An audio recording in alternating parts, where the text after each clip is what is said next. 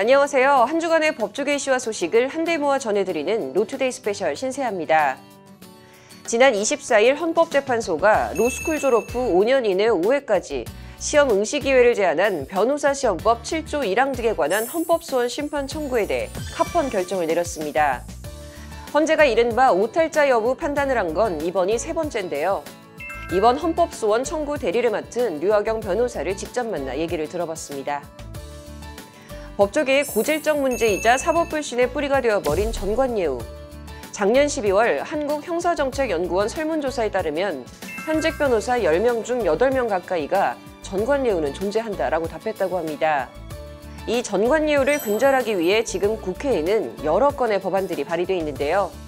먼저 더불어민주당 백혜련 의원이 발의한 변호사법 일부 개정안을 살펴보고 전관예우 근절에 대한 법조계 여러 의견을 들어봤습니다. 그의 기획보도 이어서 전해드리겠습니다.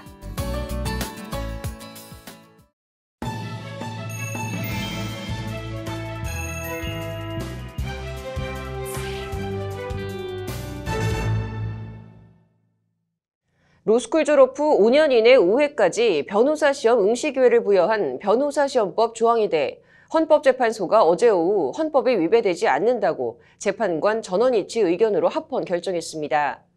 지난 2016년과 2018년에 이은 세 번째 합헌 결정인데 오늘 로투데이는 이른바 변시오탈죄 관련한 얘기 해보겠습니다. 이번 헌재 합헌 결정에 대해 헌법소원 심판 사건을 대리한 류하경 변호사의 입장이나 소회도 들어봤는데 먼저 헌재 결정 취지와 내용부터 보시겠습니다. 장한지 기자가 전해드립니다. 법률방송 취재진과 만난 43살 최 모 씨는 이른바 오탈자라는 낙인이 찍혔습니다. 로스쿨 3기인 최 씨는 로스쿨 졸업 후 변호사 시험 준비를 하다가 다발성 경화증이라는 희귀 난치성 질환 판정을 받았습니다. 시험 준비하느라고 당연히 이게 스트레스도 많고 몸이 힘드니까 원래 이러려니 했는데 희귀 난치병 판정을 받아가지고 2014년도에 받았습니다. 다발성 경화증입니다. 중추신경에 제 자가 면역 질환이거든요. 하지만 로스쿨 졸업 후 5년 내 5회까지라는 변호사 시험 응시 제한, 이른바 오탈제도 때문에 치료에만 전념하지 못하고 아픈 몸으로 공부를 계속하며 울며 겨자 먹기로 변호사 시험에 계속 응시해야 했습니다. 결과는 좋지 않았습니다. 5차례 모두 낙방, 설상가상 장애 판정까지 받았습니다. 망연자실하던 최 씨는 2018년 7월 헌법소원 심판 청구를 위한 국선 대리인 선임을 신청하며 법적인 대응에 나섰습니다. 가장 첫 번째로는 너무 부당하다고 생각하고요. 제가 어쨌든 로스쿨에서 배웠던 게 이 변호사 시험이라는 게 타인의 권리를 지켜주기 위해서 이렇게 하는 거잖아요. 제 권리도 주장하지 못한다면 그동안 내가 배워왔던 것 자체가 자기 부정이라고 생각해가지고 헌법소원을 최 씨처럼 오탈제도로 변시 응시 자격을 영구 박탈당한 로스쿨 졸업생 등 10여 명이 낸 헌법소원 사건에서 헌재는 그러나 어제 재판관 전원일치 의견으로 합헌 결정을 내렸습니다. 전부 각하하거나 기각한 겁니다. 청구인들은 오탈죄를 규정한 변호사 시험법 제7조 제1항과 병역 의무 이행기간만을 응시기한의 예외로 정한 같은 법 제7조 2항이 직업 선택의 자유 등을 침해한다고 주장했습니다. 장애인이 될 만큼 아파도 병역 외에는 전혀 예외를 인정하지 않는 7조 2항은 평등권 등을 침해해 위헌이라는 의견을 강하게 개진했습니다. 하지만 이들의 주장은 헌재에서 본안 심리도 못 해보고 그냥 허무하게 각하당했습니다. 심판 청구가 최 씨의 마지막 변시 시험일로부터 90일을 경과해 제기된 것으로서 청구 기간을 경과해 부적합하다는 것이 헌재 각하 결정 이유입니다. 어머니 수술, 자녀 양육, 부상, 성추행, 어려워진 집안 부양 등을 사유로 7조 2항의 위헌성을 다툰 다른 청구인들도 청구기간 경과를 이유로 모두 각하당했습니다. 헌재는 청구기간이 경과하지 않은 청구인들에 대해선 7조 2항이 본인들의 기본권을 어떻게 침해했는지 구체적인 소명이 없다며 기본권 침해에 자기 관련성 요건을 갖추지 못했다며 역시 모두 각하했습니다. 청구인들의 심판 청구 자체가 부적법하다는 것이 헌재의 결정입니다. 오탈죄를 규정하고 있는 제7조 1항에 대해선 앞선 두 번의 헌재 합헌 결정 당시와 비교해 그와 달리 판단해야 할 사정 변경이 있다고 볼 수 없다며 역시 재판관 전원 일치 의견으로 기각했습니다. 헌재는 2016년과 2018년 두 차례에 걸쳐 변호사 시험에 무제한 응시함으로 인해 발생하는 인력의 낭비, 응시 인원의 누적으로 인한 시험 합격률 저하 및 법학전문대학원의 전문적인 교육 효과 소멸 등을 방지하고자 하는 해당 조항의 입법 목적은 정당하다며 합헌 결정을 내린 바 있습니다. 입법 목적을 달성하기 위해 응시자가 자질과 능력이 있음을 입증할 기회를 5년 내 5회로 제한한 것은 입법 재량의 범위 내에 있는 적절한 수단이라는 것이 헌재의 일관된 견해입니다. 헌재는 이에 이번에도 앞선 결정을 인용하며 그렇다면 이 사건 조항에 대한 선례의 판시 이유는 여전히 타당하고 이 사건에서 그와 달리 판단해야 할 사정 변경이 있다고 볼 수 없다며 앞선 두 번의 합헌 결정을 재판관 전원 일치 의견으로 다시 따랐습니다. 법률방송 장한지입니다. 앞서 로스쿨 졸업 5년 이내 5회 안에 변호사 시험에 합격하지 못하면 영구적으로 변시 응시 자격을 박탈하는 이른바 변시 오탈죄에 대해 헌재가 내린 합헌 결정에 대한 취지와 사유에 대해 전해드렸는데요. 이번 사건을 대리한 류하경 변호사는 헌재 합헌 결정에 대해 어떻게 생각할까요? 류하경 변호사는 헌재 결정에 대해 비겁, 억지, 사회적 살인 같은 초강경 표현들을 사용하며 헌재 결정을 강하게 비판했습니다. 들어보시고 판단해 보시죠. 이어서 장한지 기자가 전해드립니다. 류하경 변호사는 법률방송이 어제 집중 보도한 민변주최 포괄적 차별금지법 제정을 위한 법조 토론회 토론자로 참석해 진행 도중 헌재 합헌 결정 소식을 들었습니다. 토론회가 끝난 뒤 서울 서초구 사무실에서 법률방송 취재진을 만난 류 변호사는 도저히 이해가 안 된다며 격앙된 목소리로 헌재 결정을 성토했습니다. 헌법재판소에서 결정문을 연역식으로 쓴 게 아닌가. 답을 정해놓고 그것을 뒷받침하는 증거들을 뒤에 비합리적으로 막 붙이는 그런 모양새였지 않나 이런 생각이 들어요. 쌓여있는 증거들이라거나 법리라거나 그 생각밖에 안 들죠. 법리적으로 부족한 점이 뭘까에 대해서는 전혀 생각하지 않습니다. 병역을 제외하고 출산이나 임신, 질병 등을 5년 내 5회 응시 제한 산정의 예외로 인정하지 않는 변호사 시험법 7조 2항은 평등권 등을 침해한다는 주장에 대해 헌재는 청구 기간이 지났다는 이유로 각하했습니다. 기본권 침해 사실을 안 날로부터 90일 이내에 청구해야 하는데 헌재가 마지막 변시 시험일을 기준으로 삼고 청구 기간이 지났다고 말하는 건 말도 안 되는 논리라는 비판입니다. 기본권 침해 사실을 안 날의 기산점은 시험일이 아닌 변시 합격자 발표가 난 시점을 기준으로 삼아야 한다는 겁니다. 그렇게 보면 안 되거든요.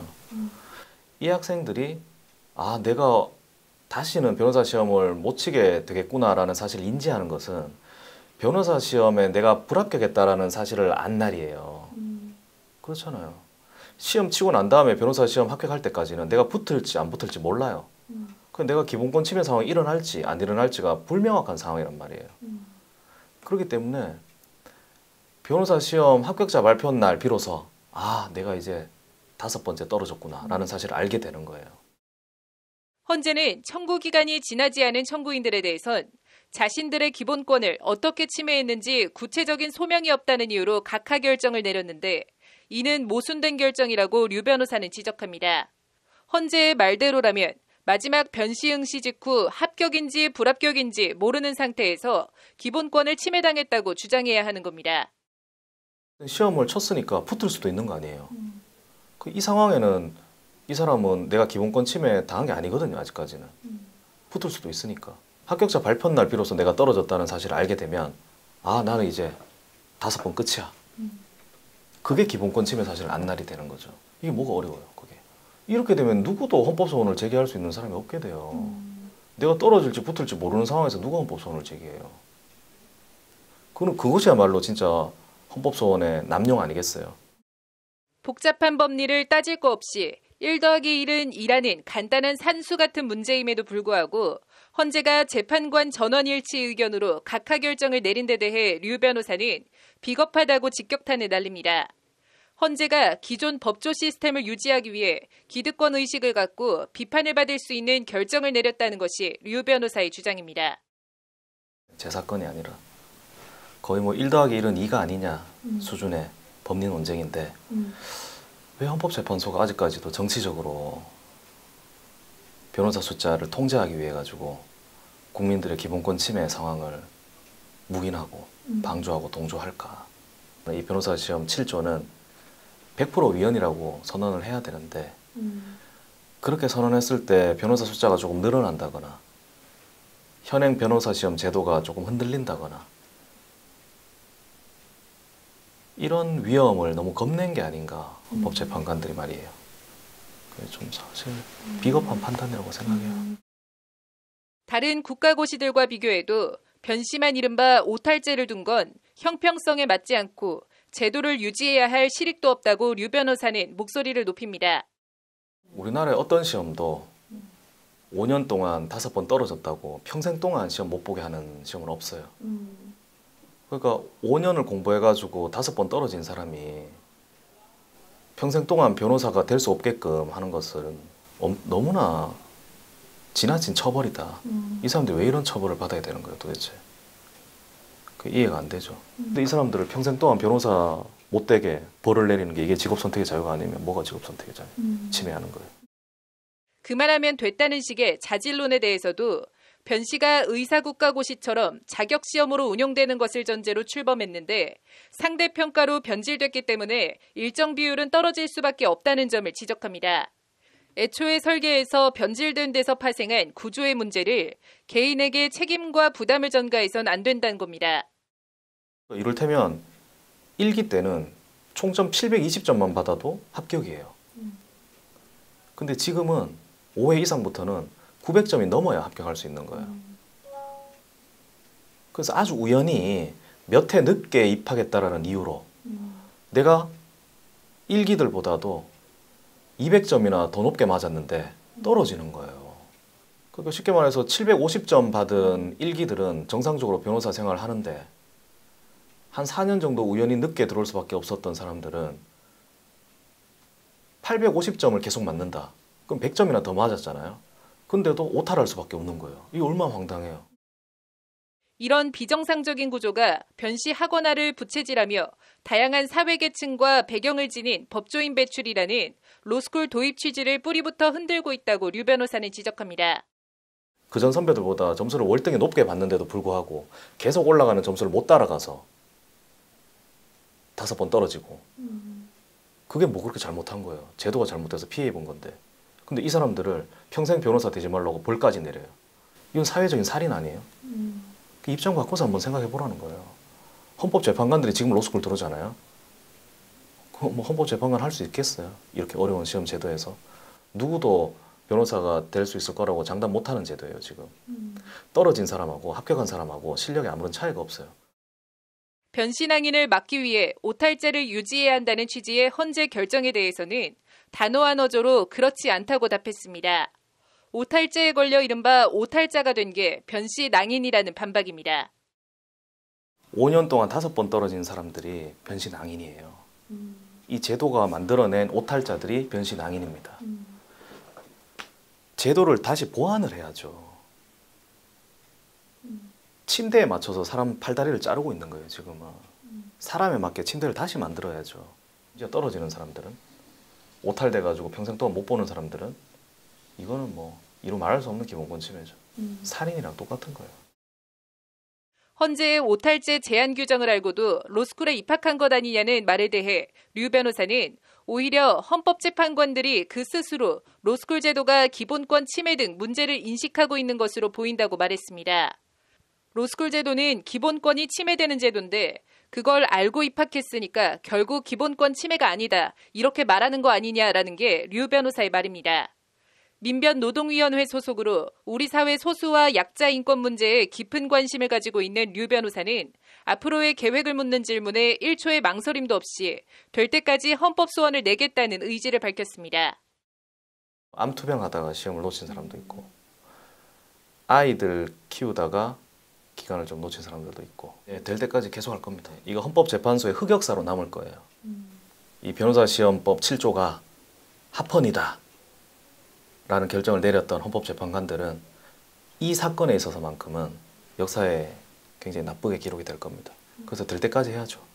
헌법재판소의 명예를 살려줘야 되지 않겠어요? 기회를 또 주는 겁니다. 법률방송 장은지입니다.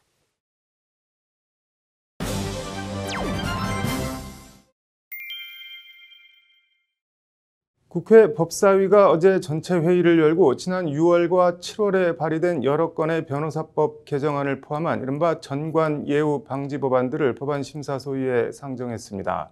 아직 수기기간 15일이 지나지 않아 법안 심사 소위에 상정되진 않고 법사위에 회부만 돼 있는 전관예우 법안들도 여러 건 있는데요. 오늘 로투데이는 전관예우 방지 법안 얘기 집중적으로 해보겠습니다.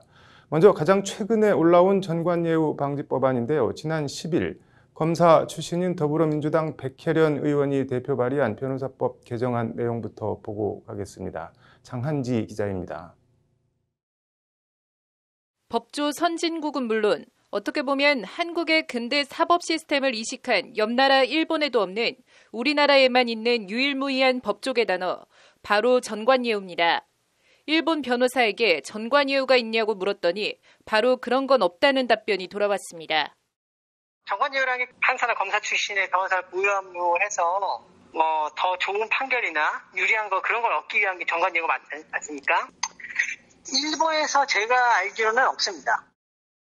일본도 대형 로펌 등에서 판검사 출신들을 데려가는 경우가 있지만 이는 해당 법조인의 능력을 보고 데려가는 것이지 한국처럼 전관에 대한 예우를 기대하고 데려가는 건 없다는 설명입니다. 대형 로펌들에서는 그쪽으로 고문으로 간다든지 하는 건 사실입니다. 전반적인 사회 구조나 그런 면에서는 특별히 전관예우를 위해서 데려간다든지 그게 실제로 그렇게 움직인다든지 하는 거는 별로 들어본 적 없어요. 이런 가운데 국회 의안정보 시스템을 보면 법조계의 고질적 문제이자 사법 불신의 대명사격인 전관예우를 근절하기 위한 법안들이 여러 건 발의되어 있습니다. 그런 가운데 더불어민주당 백혜련 의원이 지난 10일 대표 발의한 변호사법 일부 개정안입니다. 법안은 제안 이유에서 현행법은 전관예우나 선임계 미제출 변론 행위, 이른바 몰래 변론과 같은 음성적 변호 활동의 근절을 위한 실질적인 규제 방안으로는 미흡한 측면이 있다고 지적하고 있습니다. 이에 법안은 공직 퇴임 변호사의 수임 제한 기간 연장, 몰래 변론 처벌 강화, 연고관계 선전금지 의무 제재 규정과 양벌 규정 신설 등 전관예우 근절과 법조 브로커 퇴출을 위한 실효적 규정을 마련함으로써 사법에 대한 국민의 신뢰를 높이려는 것이라고 제안 이유를 밝히고 있습니다. 이를 위해 법안은 먼저 공직자윤리법상 고위직 공직 퇴임 변호사의 퇴직 전 근무기관에 사건 수임 제한 기간을 최대 3년까지 맞지 못하게 강화했습니다. 현행법은 1년 동안만 퇴직 전에 근무했던 기관에 사건을 맡지 못하도록 하고 있는데 판검사들의 인사주기 등을 감안해 그 기간을 3년으로 확대해 현직 근무자들과의 연고관계를 차단하려는 취지입니다. 그거 바람직하죠. 지금도 2년을 적용해서 그 전관예우가 상당히 탈색된 걸로 알고 있는데 그렇게 3년으로 더 장기가 되면 더욱더 정의롭게 전관예우가 좀 없어지는 계기가 될 것 같습니다. 조세 포탈이나 수임 제한 등 법령을 회피하기 위한 목적으로 변호인 선임서 등을 제출하지 않고 몰래 변론을 했을 경우 최대 징역 2년까지 처할 수 있도록 처벌을 강화했습니다. 현행법은 징역 1년 또는 1,000만 원 이하 벌금에 처하도록 하고 있는데 처벌 수위를 2배 높인 겁니다. 선임되지 않고 몰래 변론을 한다는 건 이거 일종의 브로커 짓이잖아요. 이런 거는 강력히 저는 처벌해야 된다고 봅니다. 이거는 판사든 검사든 일반 변호사도 마찬가지고 전관 변호사만 해당되는 게 아니고 일반 변호사도 마찬가지 이렇게 해서는 안 되죠. 이런. 법안은 또 법조 브로커 문제를 해소하기 위해 변호사가 아닌 자와의 동업 금지와 사건 유치 목적의 출입 금지 규정을 적용하도록 했습니다. 나아가 변호사나 사무직원뿐만 아니라 사실상 고용관계에 있는 자에 대해서도 연고관계를 선전하지 못하도록 했습니다. 브로커가 사건을 물어와 전관과 연결시켜주면 전관들이 뒤에서 이른바 힘을 쓰는 전관예우 악순환의 고리를 차단하겠다는 취지입니다. 사건 수임 제한이나 처벌 강화가 한 축이라면 다른 한 축은 전관예우 감시 시스템 강화와 활성화입니다. 이를 위해 법안은 전관예우 비리 및 법조브로커 감시를 위해 대한변협 산하 법조윤리협의회에 법조비리 감시 신고센터를 두고 센터의 조직 업무에 필요한 사항은 대통령령으로 정하도록 하고 있습니다. 그 밖에 변호사나 구성원이 법무법인이나 변호사 사무실 업무에 관해 사전에 소개, 알선 또는 유인하거나 금품 향응을 요구하는 경우 법인 등에게도 벌금형을 과할 수 있도록 하는 내용도 포함됐습니다. 백혜련 의원실 관계자는 법률방송에 전관예우 방지 법안들이 여러 건 발의되어 다른 법안들과 법무부 안 등과 병합해 심사가 이뤄질 것이라며 10월 국정감사가 끝나야 본격적인 법안 심사가 진행될 것 같다고 밝혔습니다. 지난 3월인가 이제 법무부에서 이제 전관예우 관련해가지고 이런 내용으로 이제 추진하겠다고 발표한 내용을 가지고 관련 내용을 좀 담을 건 좀 담고 해가지고 법안을 좀 내놓은 거고요. 어차피 이제 변호사법 관련 여러 가지 법안들이 이제 병합 심사될 거니까. 지난해 12월 한국형사정책연구원이 현직 변호사들을 상대로 조사한 결과 응답자 변호사 10명 중 8명 가까이가 전관예우가 존재한다고 답변한 것으로 나타났습니다. 판결 공정성을 훼손하고 사법 불신의 뿌리가 되는 전관예우를 근절할 수 있는 강화된 전관예우 방지법이 마련돼 본회의를 통과할 수 있을지 주목됩니다. 법률방송 장은지입니다. 앞서 백혜련 민주당 의원이 대표 발의한 전관예우 방지법안 취지와 내용에 대해 전해드렸는데요. 같은 당 김용민 의원은 더 파격적인 변호사법 개정안을 지난 10일 대표 발의했습니다. 검사장이나 법원장 이상 고위 판검사 출신, 경찰도 경무관 이상 고위직은 아예 변호사로 개업할 수 없도록 하자는 내용인데요. 법조계 반응은 좀 뜨악합니다. 과연 적절하고 맞는 방향이냐는 지적인데요. 평소 전관예우 근절 문제에 천착하고 있는 안천식 변호사의 얘기를 들어봤습니다. 이 내용은 신사 기자가 전해드립니다. 김용민 더불어민주당 의원이 지난 10일 이른바 전관예우 방지사법 가운데 하나로 대표 발의한 변호사법 일부 개정안입니다. 김용민 의원은 법안 제안 이유에서 퇴직 판검사들과 현직 판검사 사이 유착과 전관예우가 우리 사회의 사법 불신과 그로 인한 피해를 무수히 양산하고 있다는 점을 지적하고 있습니다. 김용민 의원은 이에 수사와 재판의 공정성을 왜곡할 수 있는 전관예우는 반드시 근절돼야 하기에 강력한 제재를 도입하여야 할 정체적 필요성이 크다고 법안 제안 이유를 밝히고 있습니다. 법안의 골자는 두 가지입니다. 우선 일정한 직위 이상 보직에 재직 후 퇴직한 판검사 등은 대한변협 변호사 등록을 애초 제한하는 규정을 신설하고 있습니다. 대상은 법원은 대법원장과 대법관 법원행정처 차장, 그리고 각급 법원장을 포함하고 있습니다. 헌법재판소장과 헌법재판관도 변호사 등록 제한 대상입니다. 검찰에선 검찰총장과 대검 검사급 이상 검사장 출신은 변호사 등록을 제한하고 있고 새로 발족하는 공수처 처장 및 차장, 경찰도 경무관 이상 고위직은 변호사 등록 제한 대상입니다. 또 다른 축은 변호사 등록 심사 제도의 허점을 보완하는 것입니다. 현행 변호사법은 이미 변호사 자격 등록이 돼 있는 판검사의 경우 현직을 나오면 등록 심사를 다시 거칠 필요 없이 개업 신고만으로 변호사로 수익 활동을 할 수 있습니다. 이를 형사소추 또는 징계 처분이 있는 판검사의 경우엔 그 판결이 확정될 때까지 등록 심사를 유예해서 비리에 연루된 판검사가 전관이 되는 걸 미연에 막아보자는 취지입니다. 일단 비리 변호사의 변호사 등록 심사를 엄격히 하자는 내용엔 법조계에서도 별다른 이견이 없습니다. 하지만 검사장이나 법원장 등 일정 직위 이상 출신들의 변호사 등록을 일률적으로 제한하는 것엔 반대 기류가 분명합니다. 그건 좀 신중하게 해야 되지 않을까요? 왜냐하면 그분들이 판검사가 됐을 때 자신이 변호사 개업을 못한다는 것을 알고 있어야 되는데 그걸 알지 못한 상태에서 이렇게 전혀 예상치 못한 그런 불이익을 주는 거는 그건 예측 가능성이 없어서 바람직하지 않고요. 전관예우 보고서 등 여러 권의 관련 서적을 펴내는 등 수년간 전관예우 근절 문제에 천착해온 안천식 변호사는 김용민 의원의 개정안은 방향이 잘못됐다고 단언합니다. 누구를 뭘 못하게 하는 식으론 전관예우 근절이 어렵다는 겁니다. 근데 이제까지 우리가 전관예우 금지 방향을 쭉 보면은 네. 뭐 누구 못하게 뭐 못하게 하게 누구 뭐 못하게 하게 이런 식으로 계속 나왔어요. 네. 근데 그게 한 번도 효력을 제대로 발휘했다고 보지 않거든요. 네. 이런 방향이 취지는 공감하지만은 방향이 좀 잘못된 건 아닌가 이런 생각이 많이 들어요. 전관예우 문제를 포함한 전반적인 사법불신 문제 해소책으로 안천식 변호사는 판사가 독점하고 있는 판결에 대한 권한을 일정 부분 제한해야 한다는 파격적인 제안을 제시합니다. 어려운 것도 아니고 국민참여재판을 강화하는 등의 방법으로 얼마든지 시스템 구축이 가능하다는 것이 안천식 변호사의 말입니다.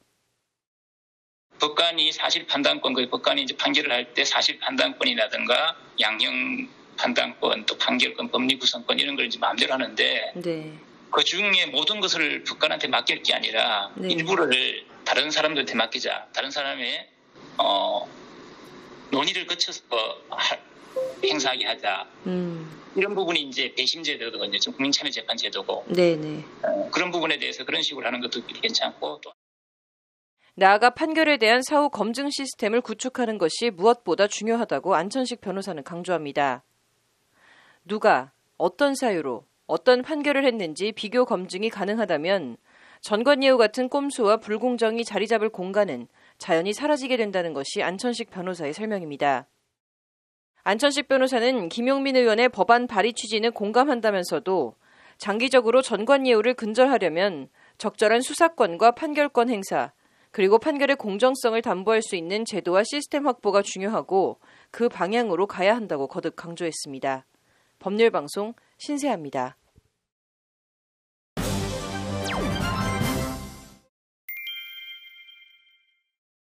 기안84라는 유명 웹툰 작가가 그린 복학왕이라는 제목의 네이버 인기 웹툰이 여성 혐오 논란에 휩싸여 있습니다.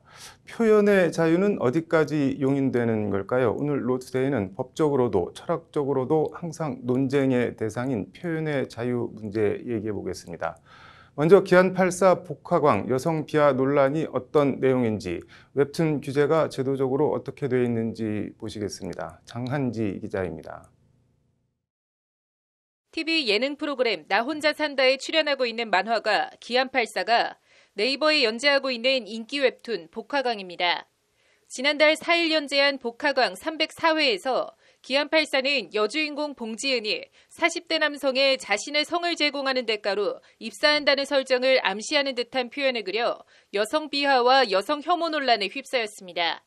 댓글만 3만 8천 개 넘게 달렸는데 조개 깬다고 합격은 어느 나라 헛소리지 대체 말하고 싶은 게 뭐냐 노력이고 나발이고 그냥 되는 대로 살면 된다는 건가 식의 비판과 비난이 쇄도했습니다. 반면 이 사회의 어두운 면을 너무나 잘 끄집어냈다며 기안84를 옹호하는 글들도 있고 페미들 신났네, 페미들 역겹다는 식으로 웹툰에 대한 비판 자체를 불편해하는 반응도 적지 않습니다. 남자가 스폰에서 성공하는 건 안 불편하고 여자가 조개 깨서 입사하는 건 그렇게 불편하냐는 반응도 있고 이게 현실 반영이라는 사람들은 도대체 어떤 회사를 다니길래 같은 글들도 눈에 띕니다. 논란이 거세지자 기안84는 부적절한 묘사로 심려를 끼쳐드려 정말 죄송하다며 문제의 표현을 수정해서 올렸습니다. 기안84는 그러면서 일자리를 구하기 힘든 봉지은이 귀여움으로 승부를 본다는 설정을 추가하면서 이런 사회를 개그스럽게 풍자할 수 있는 장면을 고민하다가 그려보게 됐다고 설명하며 이 장면에 대해 깊이 고민하지 못했다, 불쾌감을 들였다고 거듭 사과했습니다. 기안84가 사과하고 문제의 표현을 수정했지만 영화 심과 함께의 원작자인 또 다른 유명 웹툰 작가 주호민이 옛날에는 국가가 검열을 했는데 지금은 독자가 한다며 시민 독재라는 표현을 사용해 논란에 기름을 부었습니다. 지난 18일 인터넷 방송을 진행하면서 웹툰 검열에 대해 웹툰 검열이 진짜 심해졌다. 지금은 시민과 독자가 한다. 시민 독재의 시대가 열린 것으로 이 부분은 굉장히 문제가 크다. 큰일 났다고 말한 겁니다. 주호민은 또 이런 일이 가능하게 된 배경에는 보통 내 자신은 도덕적으로 우월하니까 라는 생각 때문인데 사실은 그렇지 않다며 이런 현상은 더 심해지게 될 것이고 만약 사과를 해도 진정성이 없다고 한다. 그냥 죽이는 것이다. 재밌으니까 더 패는 것이라고 말했습니다.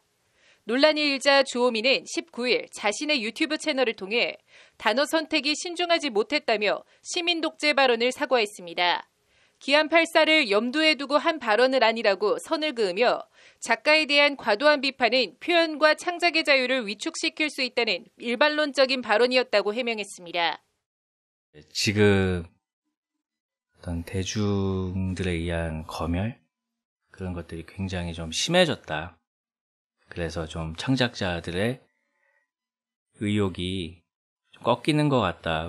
뭐 그런 견지에서 말을 했는데 그 과정에서 좀 단어 선택이 신중하지 못했던 것 같아요.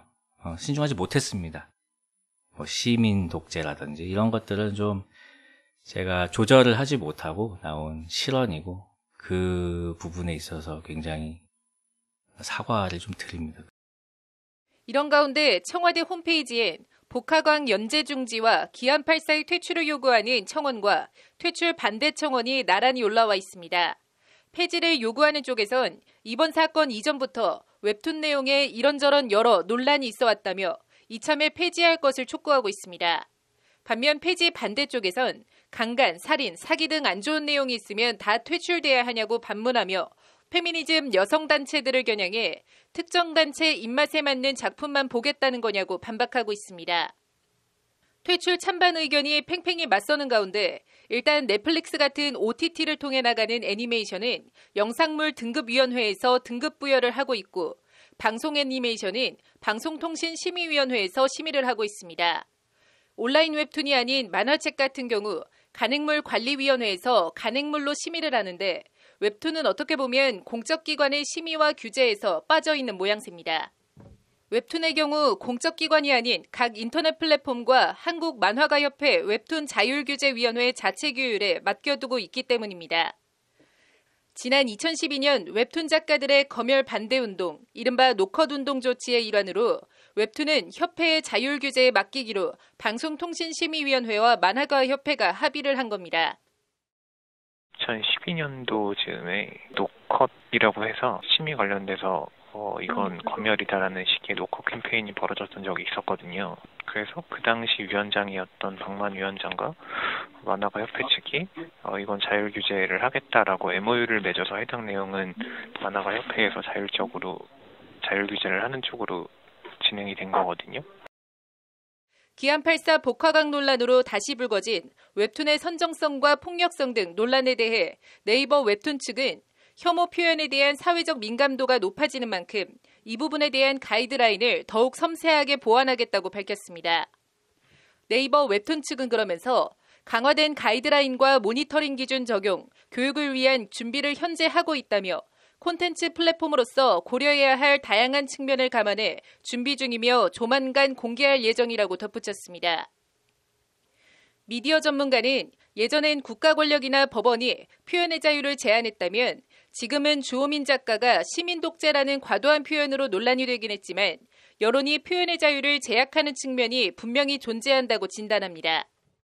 표현의 자유 문제라는 게 예전에 90년대 마강수 교수도 이게 법정에서 즐거운 사라가 선정성이 있다, 사회 풍속을 해친다. 이건 정말 부끄러운 어찌 보면은 역사의 일편인데 그때와 비슷한 상황이거든요. 그때는 법원에서 작가의 표현의 자유를 제한하고 그걸 법적으로 심판했다라면 이거는 지금 시민들이 온라인에서 네티즌들이 지금 하고 있는 것과 마찬가지인데 웹툰 작가들의 달라진 위상과 영향력을 고려하면 일정한 비판과 규율은 필요한 측면이 있고 그런 점에서 이번 사건을 기안84 개인이나 복하강 하나에 국한되는 것이 아닌 표현의 자유의 한계와 제약 등에 대한 공론의 장으로 삼아야 한다는 지적입니다. 이런 문제들은 실질적으로 시민들이나 법정에서 결정할 문제가 아니라 공론화의 장에서 분명히 쟁점화하고 논쟁이 될 수 있는 거리고 논쟁의 차원으로 건강하게 서로 문제가 되는 사안을 얘기하는 것들, 쟁점화하는 것들이 중요한 것이지. 여러 논란과 지적에 대해 방송통신심의위원회 관계자는 웹툰 자율 규제를 한층 강화하는 한편 정례적으로 만화가협회와 모임을 갖고 자율 규제가 제대로 작동할 수 있도록 유도할 방침이라고 밝혔습니다. 그 자율규제위원회 측에서도 문제점을 인식을 하고 인지를 하고 있으니까 업체들과도 회원사들과도 지속적으로 협의를 해가지고 내용 수정을 하겠다라고 한 거니까, 그러니까 방송통신심의위원회랑 그쪽 자율규제위원회 측이랑 같이 이제 회의를 정례적으로 진행을 하고 내용들을 좀 더 이제 사업자 측에 잘 전달돼서 그 내용 수정이 좀 더 빠르게 이루어질 수 있게끔 한다는. 이와 관련 만학의 성폭력 대책위 등 시민단체는 표현의 자유는 사회적 약자를 조롱할 권리가 아니라며 작가들을 대상으로 정기적이고 구체적인 윤리 및 성인지 교육을 실시할 필요가 있다고 밝혔습니다. 법률방송 장은지입니다. 네, 웹툰과 표현의 자유에 대해 앞서 리포트에서 전해드렸는데 이번엔 소셜미디어, SNS와 표현의 자유 얘기해보겠습니다. 중국판 카카오톡이라고 할 수 있는 위챗이라는 모바일 메신저가 있는데 미국 행정부가 안보상 이유로 미국 내 위챗 사용을 금지하는 행정명령을 내리자 법원이 곧바로 제동을 걸었습니다. 헌법이 보장하는 표현의 자유를 침해한다는 이유에서인데 가처분 인용 결정문을 입수했습니다. 이 소식은 신세아 기자가 전해드립니다. 카카오톡 같은 메신저 역할은 기본이고 음식을 사 먹는 등 계산을 하거나 송금도 할 수 있는 중국의 모바일 앱 위챗입니다. 중국에선 이미 국민 앱 반열에 올랐고 미국 내 사용자도 하루 2천만 명에 육박할 만큼 이용자가 급증하고 있습니다. 그런데 현지 시간으로 지난 18일 도널드 트럼프 미국 대통령이 위챗의 다운로드와 사용을 막는 행정명령을 내렸습니다. 위챗이 수집하는 사용자 네트워크와 위치, 인터넷 검색 정보 데이터 등 민감한 정보가 중국 공산당에 넘어갈 안보 위험이 있다는 이유에서입니다. 이와 관련 중국 반테러법은 통신 서비스 운영자와 인터넷 서비스 제공자는 공안기관과 국가안전기관의 법에 따른 방범과 테러 조사를 위한 접속 기술과 암호 해독 등의 기술 지원과 협조를 제공해야 한다고 명시하고 있습니다. 중국 법 체계와 규정에 따라 언제든 미국 내 사용자들의 정보가 중국 공안 당국에 넘어갈 가능성이 상존한다는 게 백악관의 판단입니다. You have to have the total security from China. We're just no, we're not going to do anything to jeopardize security.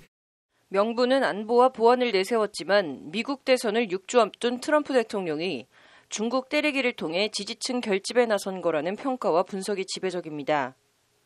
이런 가운데 중국계 미국인들을 중심으로 위챗은 생명줄 같은 의사소통 수단이라며 법원에 위챗 사용금지, 처분, 효력정지, 가처분 신청을 했습니다. 해당 행정명령이 헌법이 보장하는 표현의 자유를 침해한다는 것인데 캘리포니아주 북부지방법원 로럴빌러 연방판사는 현지 시간으로 20일 사용자들의 손을 들어줘 가처분을 인용했습니다. 법률방송이 입수한 해당 가처분 사건 결정문입니다. 원고는 위챗 사용자연합, 그리고 피고는 도널드 트럼프라고 돼 있습니다.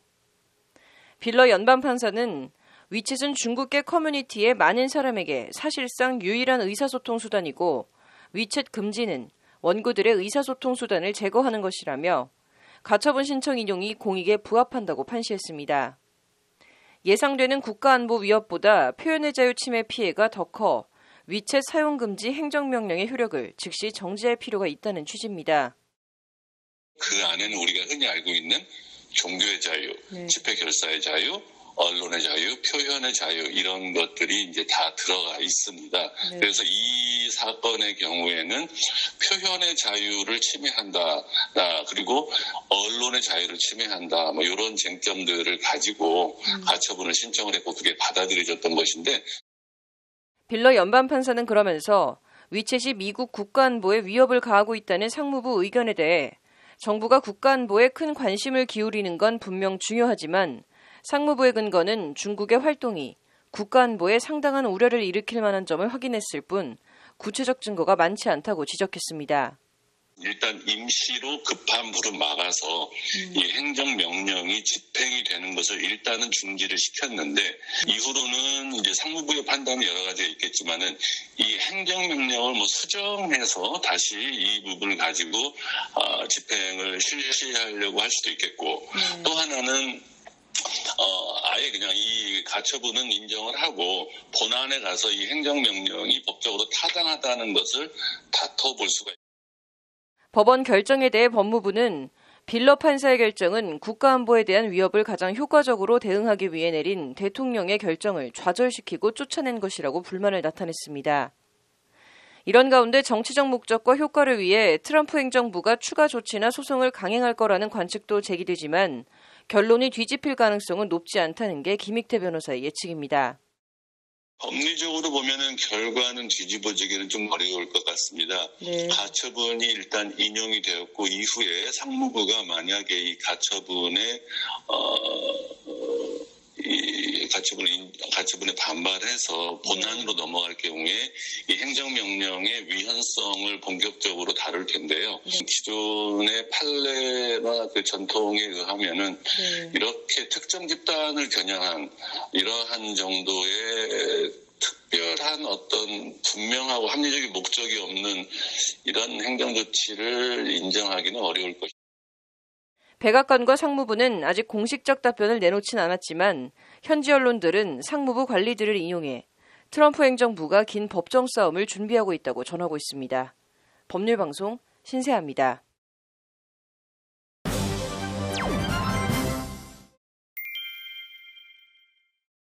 우리 소송법에는 심리불속행이라는 제도가 있습니다. 한자를 직역을 하면 심리를 속행하지 않는다는 뜻인데요. 대법원 상고 사건에서 법이 규정한 특정한 사유를 포함하고 있지 않으면 본안 내용에 대한 판단 없이 사건을 종료하는 것을 말합니다. 원심 패소 판결에 불복해 상고한 당사자들 입장에선 사실상 대법원 판단을 받아보지 못하고 그대로 패소가 확정되는 건데요.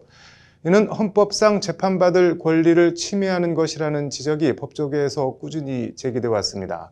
관련해서 어제 서울지방변호사회 주최로 대법원 심리불속행 제도의 문제점 및 개선 방안에 대한 정책 토론회가 열렸습니다. 오늘 로투데이는 심리불속행 얘기 집중적으로 전해드리겠습니다.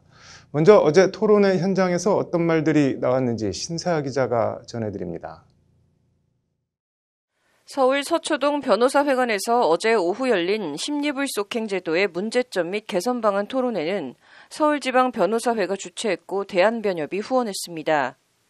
토론회를 주최한 서울변의 박종호 회장은 인사말에서 심리불속행 결정으로 상고를 기각하는 경우 판결문에 구체적인 판결 사유도 기재하지 않는다는 점을 지적했습니다. 재판 당사자 입장에선 마지막 3심인 대법원에서 왜 무슨 이유로 상고가 기각됐는지조차 알 수 없어 불합리하다는 겁니다. 최종 단계에 해당하는 대법원이 상고심 재판을 통해서 최종적으로 공정한 판단을 해줄 것이라 기대를 하지만 심리불속행으로 상고를 기각하는 판결문에는 상고이유에 관한 주장은 상고심 절차에 관한 특례법 제4조에 해당하여 이유가 없다고 인정되므로 같은 법 제5조에 입각해 상고인들의 상고를 모두 기각한다는 지극히 형식적인 문구가 짤막하게 적혀 있을 뿐입니다. 소송 당사자의 입장에서는 선고일을 미리 알 수도 없고 어떤 이유로 기각되었는지 확인도 되지 않아서 대책 마련이 필요하다는 지적이 꾸준히 제기되고 있습니다. 심리불속행 제도는 일단 형사재판에는 적용되지 않고 민사와 가사, 행정소송 상고에만 해당하는데 상고심 절차에 관한 특례법에 법적인 근거를 두고 있습니다. 특례법 제4조는 원심 판결이 헌법에 위반되거나 헌법을 부당하게 해석한 경우 명령 규칙 또는 처분의 법률 위반 여부에 대해 부당하게 판단한 경우가 아니면 심리불속행 결정을 내릴 수 있도록 하고 있습니다. 즉 원심 판단이 헌법이나 법률 등을 잘못 해석했다고 볼 만한 여지가 없는 경우 심리 없이 상고를 기각하도록 하고 있는 겁니다.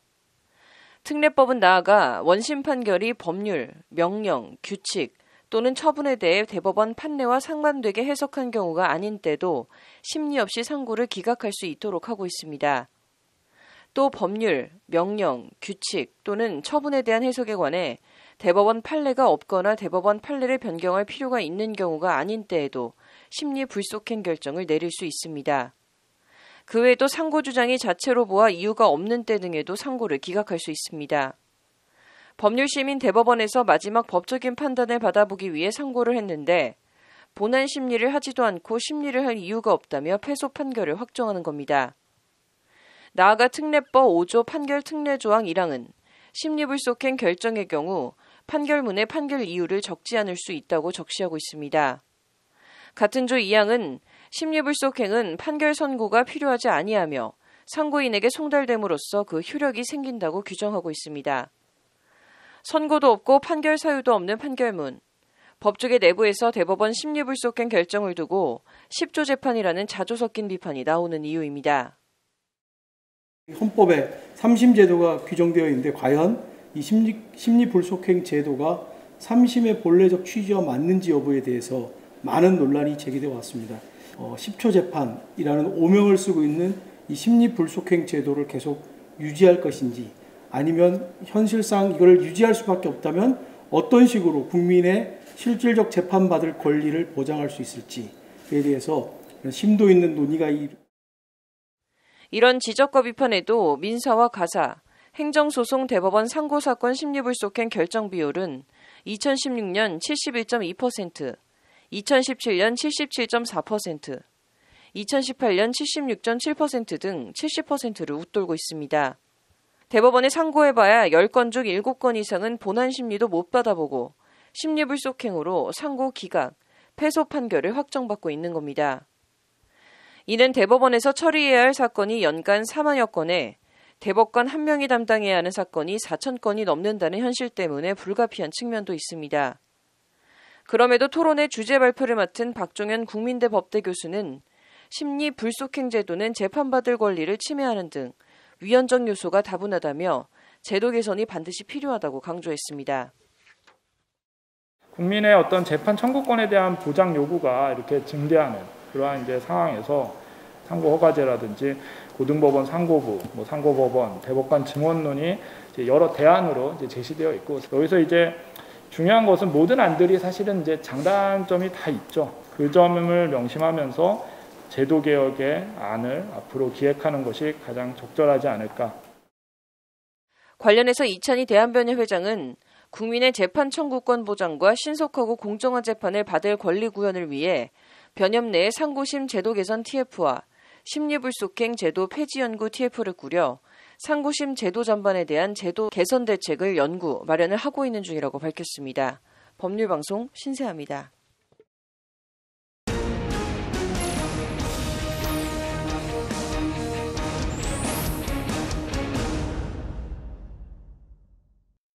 네, 심리 불속행 제도 얘기 더 해보겠습니다. 앞서 보도한 신세아 기자 나와 있습니다. 신 기자, 심리 불속행 제도 이게 언제부터 시작이 된 건가요? 이 본안 심리 없이 상고를 기각하는 이 심리 불속행 제도는 지난 1994년에 도입이 됐습니다. 이제 상고 사건이 늘어나면서 이제 대법원의 업무 부담을 덜어줘서 효율성을 좀 제고하기 위한 이유에서였는데요.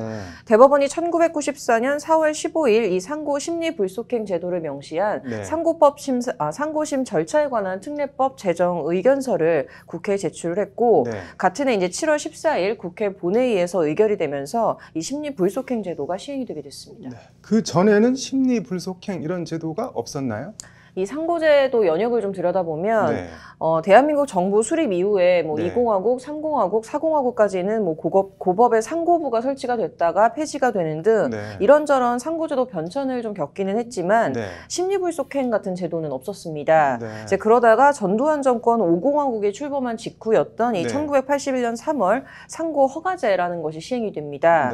이제 말 그대로 상고를 희망할 때 대법원이 원심 판결 기록과 이 상고 이유서를 바탕으로 상고 허가 여부를 결정하는 건데요. 이제 이게 3심제를 무력화하고 헌법이 보장하고 있는 이제 재판받을 권리를 침해한다는 비판과 좀 지적이 지속적으로 나오게 되면서 1990년 9월에 이 상고 허가제가 폐지가 됩니다. 이제 그렇게 되자 대법원 상고 사건 부담이 좀 너무 커지면서 이제 앞서 말씀드린 대로 94년 9월 1일부터 심리 불속행 제도가 시행이 되게 되고요. 이 제도는 사실상 이 상고 허가제를 대체하는 제도로 이제 좀 이렇게 보시면 될 것 같습니다. 재판받을 권리가 침해당한다는 주장은 알겠는데 다른 문제나 비판이 더 있나요? 이제 이 재판 청구권 침해 지적과 함께 네. 어제 토론회에서 집중적으로 좀 도마에 오른 건 네. 상고심 절차에 관한 특례법 5조 1항이었습니다. 네. 이 해당 조항에 따르면 네. 이 심리 불속행 결정에서는 네. 판결 사유를 적지 않아도 되는데요. 네. 이제 실제 이 심리 불속행 상고 기각 판결문을 보면 네. 이제 상고 이유에 관한 주장은 상고심 절차에 관한 특례법 제4조에 해당해서 이유 없다. 그래서 위법 제5조에 입각해서 상고인들의 상고를 모두 기각한다라는 취지의 이 문구만 적혀 있을 뿐 구체적인 판결 이유는 적시가 되지 않고 있습니다. 네. 그래서 이런 이유 때문에 심리불속행 결정 판결문을 좀 네. 법조계에서는 뭐 깜깜이 판결문이다라고 하기도 네. 한다고 하는데요. 또 이런 뭐 10초 재판이다 뭐 이런 자조 섞인 네. 비판도 제기되고 있습니다. 그래서 어제 토론회 발제를 맡았던 네. 박종현 국민대 법대 교수는 이 심리불속행 제도에 대해서 좀 위헌적 요소가 있다라고 강하게 비판을 했는데요. 네. 직접 들어보시죠. 네. 지금 현재 상고심리불속행에서의 이유기재 생략제도는 재판 청구권의 본질을 침해할 소지가 상당합니다. 재판 청구권의 핵심에는 권리, 주장하는 권리와 그에 대응해야 될 의무가 놓여져 있기 때문이죠. 그래서 특히 이유기재를 생략하는 것은 상고심리 속행을 청구한 국민의 요청에 대한 적절한 응답이 되지 않기 때문에, 그리고 법원의 근거지음 의무를 제대로 수행하지 못하고 있기 때문에 재판 청구권의 본질적 내용을 침해하는. 이게 뭐 비판 취지는 알겠는데 심리 불속행 취지 자체가 원심 판결을 다시 심리해야 할 사유가 부족하니까 뭐 상고를 기각한다 이런 건데, 그러면은 구체적인 판결 사유를 뭐 기재하지 않아도 원심 판결문 보면 되는 거 아닌가요? 네, 좀 그런 반론이 있을 수는 있습니다. 네. 이제 이에 대해서 이 박 교수는 네. 그런 인식과 주장 자체가 권위주의적인 특권 의식, 뭐 사법 권력 특혜다 좀 이렇게 반박을 했는데요. 네. 국회에서 법안을 발의하는 경우에도 그 이유를 밝히도록 국회법이 명시를 하고 있고, 네. 이제 정부 부처의 행정청 처분 시에도 뭐 행정 절차법에 따라서 네. 그 근거나 이유를 제시해야 하는데 왜 네. 대법원만 예외냐 이런 이제 반론인 겁니다. 그래서 실제 민사소송법 제 208조 1항은 판결서에 이제 필수적 기재 사항으로 네. 이유를 적시하고 있는데, 이제 특례법으로 이를 생략하게 한 것은 네. 이제 사법 권력에 지나친 이제 뭐 재량을 부여한 것으로 네. 권위주의적 발상 아니냐라는 이제 좀 비판이 나오고 있습니다. 네. 그래서 대법원 업무 부담을 덜어준다고는 하는데 네. 판결문에 사유를 적지 않는 거 가지고 네. 재판 신속성이 어느 정도나 향상이 되겠냐, 이제 무엇보다 그게 타당하겠냐라는 게 박종현 교수의 지적인데요. 네. 이것도 한번 들어보시죠. 네. 과연 이유기재 생략제도가 소위 남상고 방지와 효율적인 재판자원 배분이라는 어떤 입법 목적을 달성하기 위한 적절하고 그리고 피해 최소적인 수단인지는 상당히 의문스럽습니다. 상고 이유서에 대해서 사실 이미 상당한 판단을 거친 후에 단순히 판결문의 이유를 제시하지 않는 것만으로도 과연 뭐 재판의 신속성이 어느 정도로 향상될 수 있을지 일단은 의문이 됩니다. 국민대 법대 교수라고 하는데 박정현 교수는 뭐 어떤 이력을 가지고 있는 사람인가요? 이 박종현 교수는 서울대 네. 법대 출신으로 네. 이제 하버드 로스쿨에서 법학 석사를 취득을 했고요. 네. 이제 미국 뉴욕주 변호사 자격도 가지고 있습니다. 네. 이제 박사학위는 모교인 서울대 법대에서 취득을 했고, 네. 현재 이제 한국헌법학회 국제이사 및 편집위원으로 활동을 하고 있는데요. 네. 학계에서는 좀 헌법학에 좀 정통하다라는 평가를 받고 있습니다. 뭐 다른 비판이나 지적이 더 나온 게 있나요? 이제 법 이론적으로 이제 박 교수는 네. 주장에 대한 근거 제시 과정에 집중하는 논의 이론 등에 따르면 네. 이 재판 청구권은 절차적 권리에 그치는 게 아니라 네. 법원의 충분한 이유 기재까지 요구하는 실체적 권리라고 강조를 했습니다. 네. 이제 판결 사유도 적지 않고 이제 네. 심리를 종결하는 이 심리 불속행은 재판 청구권이라는 실체적 권리를 침해한다. 그리고 재판 네. 이념의 구체화 결여, 그리고 네. 판결 의미의 불확성, 그리고 사법적 판단에 있어서 정합성 훼손, 네. 그리고 이제 정당성 검증 불가능 문제 등에 비춰보면 네. 이제 이런저런 위헌적 요소가 강하다는 게 박 교수의 지적인 건데요. 네. 관련해서 현재는 이제 그동안 이 심리불속행 제도에 대해서 네. 이제 여러 차례 합헌 결정을 내려온 바 있습니다. 네. 근데 최근 다시 이게 헌법 소원이 제기가 돼서 네. 심리 절차가 진행되고 있는데, 이 심리불속행 시행 주체인 대법원도 네. 좀 이런 지적과 비판을 좀 인지하고 제도 개선을 위해서 좀 노력 중인 것으로 전해지고 있습니다. 현재 얘기는 조금 뒤에 이호영 변호사와 더 자세히 해보고, 그래서 이 심리 불속행 제도 이거 뭐 어떻게 해야 하는 건가요? 대법관 한 명이 네. 1년에 처리해야 되는 사건이 뭐 4,000건이 넘는 점을 감안하면은 네. 이 심리 불속행이 대법관들과 이 대법원의 업무 부담을 굉장히 크게 덜어주고 있다라는 점 분명하고 네. 이제 그런 점에서는 이 제도의 필요성도 인정이 되고 있습니다. 네. 근데 그럼에도 토론자로 참석한 대한변협 법제연구원장도 네. 법원 신뢰와 정당성을 강화하기 위해서도 네. 이 문제는 좀 개선돼야 한다라고 좀 개선 필요성에 공감의 목소리를 네. 높였는데요. 이제 이를 위해서는 원론적으로 재판받을 권리를 보장해야 한다. 네. 이제 이런 차원이 아니라 이제 대법원 상고제도 개선이라는 좀 큰 틀에서 네. 심리 불속행제도 개선 문제도 함께 논의되어야 한다라는 네. 이제 때도 인식을 같이 했는데요. 네. 박종훈 교수는 이 상고허가제 제도입을 포함을 해서 네. 뭐 고등법원 상고부 설치, 뭐 상고법원 설치, 그리고 네. 대법관 증언론 등을 언급을 했는데 네. 이제 대법원이나 법조계에서 이제 심도 있는 논의나 대안을 좀 제시해야 하지만 네. 결국 이 문제는 좀 입법 영역에서 풀어 나가야 하지 않겠냐 이제 네. 이런 얘기를 했습니다. 이제 관련해서 최두영 현송 법률사무소 대표 변호사는 네. 이제 사법의 최후 보루인 이제 헌법재판소가 조속히 정책적인 결단을 내려서 현행 제도의 위헌성을 좀 확인함으로써 네. 실질적인 상고심 제도 개선을 이끌어내는 게 절실하다라고 좀 헌재 전향적인 결단을 촉구하기도 했습니다. 그 전에는 국회에서 관련 입법 움직임 같은 게 없었나요? 굉장히 많이 있었는데요. 네. 일단 대법원에서도 지난 2010년 6월에 이 네. 심리 불속행 판결문에 상고기각 이유를 기재하지 않아서 이제 많은 불만이 제기되고 있다면서 국회에 특례법 개정 의견을 송부한 바 있고요. 네. 기각 이유 제시 의무를 명시한 법안이 발의되기도 했습니다. 네. 그 재판받을 권리를 보장하기 위해서 상고 심사부를 설치하는 방안도 논의됐고 네. 19대 국회에서는 이 상고불속행 특례법 폐지안이 제시되기도 했습니다. 네. 이제 고등법원 상고부 설치 등이 논의는 됐지만 네. 이게 결실을 보지 못하고 네. 국회 회기 만료로 좀 잇따라 폐기가 됐고요. 네. 이제 박근혜 정부 시절에는 사법농단 논란으로 좀 빛이 바라긴 했지만 네. 이제 양승태 대법원장이 상고법원 추진을 굉장히 강력하게 이제 진행을 시켰던 바 있었고 20대 국회에서도 이제 금태섭 더불어민주당 의원 등에 의해서 네. 이 심리불속행 제도를 개편하려는 좀 법안은 계속 나온 상태였습니다. 네. 근데 입법 과정에서 좀 의견 차이에 대한 접점을 도출하지 네. 못해서 전부 국회 임기 만료로 폐기가 됐고요. 네. 이제 지금 21대 국회에서는 아직 네. 관련법이 발의된 건 없습니다. 뭐 국민들의 재판받을 권리와 직결되는 문제인데 국회가 관심을 좀 더 가졌으면 좋겠네요. 오늘 잘 들었습니다.